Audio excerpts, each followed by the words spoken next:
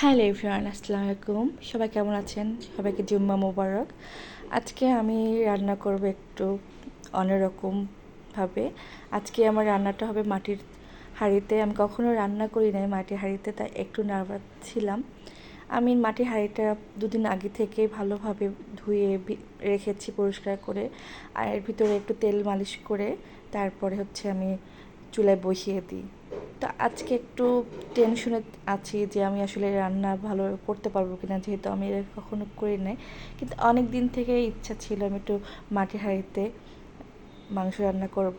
তো এখানে আমি গরুর মাংস নিয়েছি 1 কেজি। গরুর মাংসটা ভালোভাবে ধুয়ে হাঁড়িতে দিয়ে দিয়েছি। আর এখানে হলুদ গুঁড়া, মরিচের গুঁড়া, রসুন বাটা, আদা জিরা, যতটুকু মশলা দরকার আমি সে পরিমাণ অনুযায়ী দিয়ে দিচ্ছি।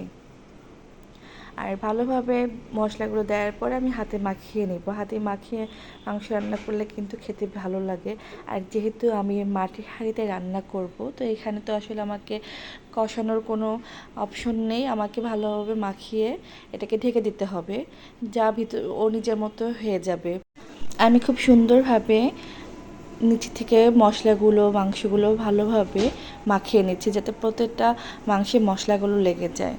এরপর আমি এখানে আগে থেকে কেটে রাখা চুইঝাল ছিল, চুইঝাল দিয়ে দিয়েছি। আর আস্ত রসুনটাও দিয়ে দিলাম।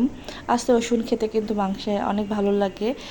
কারা পছন্দ করেন যায় না, কিন্তু আমার অনেক ভালো লাগে। আমি মাঝে মধ্যে এরকম আস্ত রসুন দিয়ে দিই। আর যেহেতু এটা বসাও ভাপা মাংস হবে, একদম মানে কোনো ঢাকনা খোলা যাবে না, এর জন্য রসুন, শুকনা ঝাল সব কিছু দিয়ে আমি ঢেকে দিচ্ছি এই মাটির ঢাকনা দিয়ে।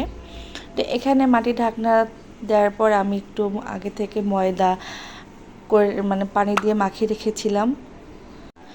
ময়দাটা ভালোভাবে মাখানোর পর আমি চারপাশটা ঢাকনা চারপাশে দিয়ে দেব, যাতে ভিতরে ভাপটা বাইরে না আসে। আর যত ভাপটা ভিতর থেকে না বের হতে পারবে, মাংসটা কিন্তু ভালো সিদ্ধ হবে। আর যেহেতু আমি মৃদু আঁচে চুলা জ্বালিয়ে দিব, তাই আমাকে তো ওইভাবে রান্না করতে হবে যাতে ভাপটা না বের হয়ে আসে। তো এই যে চারপাশটাতে আমি ঘুরিয়ে ঘুরিয়ে দিলাম ময়দাগুলো, যাতে কোথাও কোনো ফাঁকা না থাকে। তো এই যে আমি চুলা জ্বালিয়ে দিলাম। চুলা জ্বালানোর পর আমি ভালোভাবে দেখছি যে পুরোটা দেওয়া হয়েছে কিনা, কোথাও বাদ পড়ে আছে কিনা। তো কোথাও বাদ পড়ে নাই, মাশাআল্লাহ ভালোভাবে আমি ময়দাটা দিয়ে দিয়েছি। এখন দেখা যাক আমার মাংস রান্নাটা কেমন হয়, আর সেই অপেক্ষায় থাকি।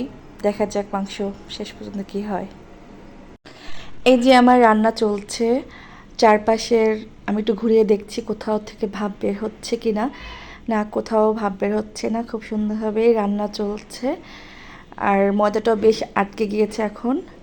তো অনেকক্ষণ ওয়েট করার পর আমি একটু ফাইনালি দেখবো আমার রান্নাটা কেমন হয়েছে। এই যে মাশাআল্লাহ, অনেক সুন্দর হয়েছে রান্নাটা। কালারটাও বেশ সুন্দর এসেছে এবং স্মেলটাও দারুণ আসতেছে।